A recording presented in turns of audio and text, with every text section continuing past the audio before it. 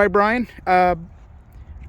Big game coming up after a huge win against Austin. Just wanted to get your take after you've taken it all in. You looked at the video.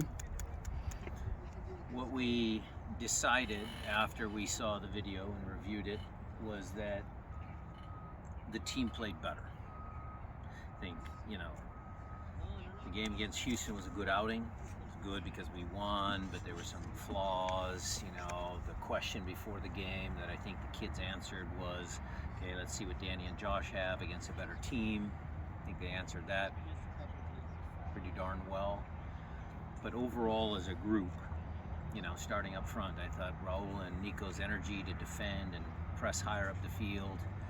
Albert and Nuhu's a good partnership for me. Alex and Jordan's a good partnership for me. Kids in the middle, back line did their job. Overall, we got a little better.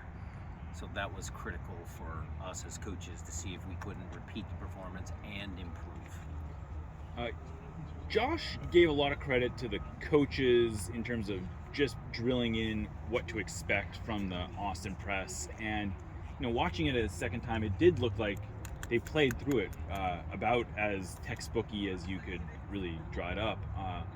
Is that, I don't know, was it particularly encouraging to see them take what you guys talked about in the training and apply it? Freddie Juarez. Freddie did a good job with planning of training and doing some stuff out here tactically. The kids are in tune. They want to learn. They're not crusty old veterans yet. Credit Freddie and credit Josh and Danny. We've talked about transition in the past. This game, it was so quick. It was so clear.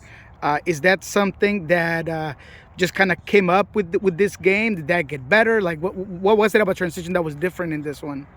Well, the rule of the way we look at the game, the way I look at the game, is that when you press and you finally win the ball back, as you defend, you actually should have vision to know where Raul is, where Nico is, where Jordan is on the field. So as you defend and the ball, you win possession of the ball, your first pass is forward.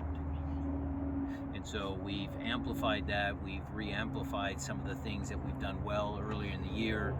Showed them, 10 days ago, some of the moments from early on in the year with, the Leon game and Pumas and NYCFC, some of those moments where we win possession of the ball and we be really good in transition. And again, I've told you this, transition doesn't mean just Jordan Morris running 60 yards. I'm talking about pressing higher up the field, and then before your opponent gets organized, you can find the one pass that may unlock the team and get you going. It's very easy to look at these last two games and just say, wow, Albert should have always been up high, but he was so instrumental and important where he was before. How do you handle that? I guess it's a good thing, but what's your thought on that per se? Albert's a smart soccer player, that's what I'd say. He can play here, he can play here, he can play here, he can play here. So anywhere on the field, he's gonna find some way to be impactful. So, it's just, again, I'd caution everybody, it's 2 games. We have some tough games coming up. Sometimes teams get in a groove. We're in a good groove when he was playing back-a-line. We won a pretty big tournament with him back-a-line. So, we'll see.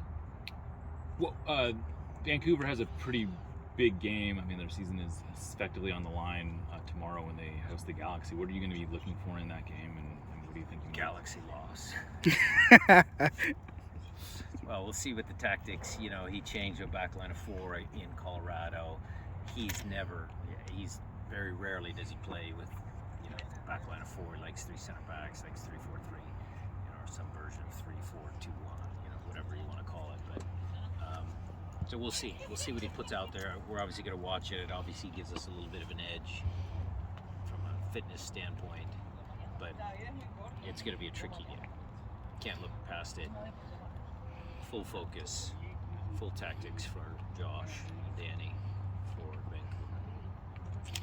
Vancouver. It's an interesting The Cascadia Cup's no longer on the line in this one, but it's about as important of a match as you've had against the Whitecaps in a long time in terms of the larger picture. Does it change how you prepare from a rivalry perspective? Yeah. Rivalry games are always good. They add a little bit of juice. Certainly Portland might be a little bit bigger. Certainly when we won Cascadia Cup, was it last year up there?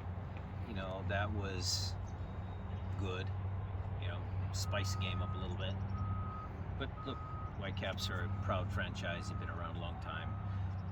They'll always be competitive. So it's a rivalry. It seemed like players are getting healthier, just in a better moment. Do you feel like the momentum, not as a group, but individually of certain players, is kicking off at the right time? Yeah. Well, we talked about Raul coming back fully from his injuries. Nico's in a good run of form. Freddie Montero's in a good run of form. Getting everybody back healthy is good. And look, I know that it's one game at a time, and I understand that.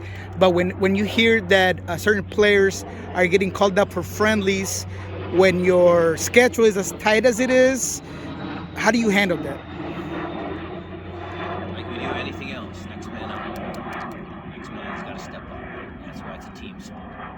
We've been in plenty of circumstances, plenty of situations where players on this group of 30 have stepped up and performed well. That'll just have to be the case. We saw Christian out here. How's he doing? Good, running around on the field, so that's good. But he's on a strict fitness plan, so it's still going to be a while. You had mentioned that, or I think you had mentioned that you were hoping to have him back for Sporting Kansas City. Is it a situation where you will likely be able to ease him in, or is it? We'll see. Let's get past Vancouver. Let's get past Cincy. Let's just get through those two games. Just moving it along the other side, the same stadium, but I just wanted to get your take on, the Seahawks win. I mean, you're a Seattle guy. You love it. I just wanted to get your take on, beating Russell, everything that happened yesterday at Lumen Field. I watched the game. Hey, look, Russell Wilson did a lot of good things for this club and this franchise, for the Seahawks. Okay, and he's a tremendous quarterback. But I, as a Seattle fan, enjoyed the fact that the Broncos lost the game. I thought it was great. It was an exciting game.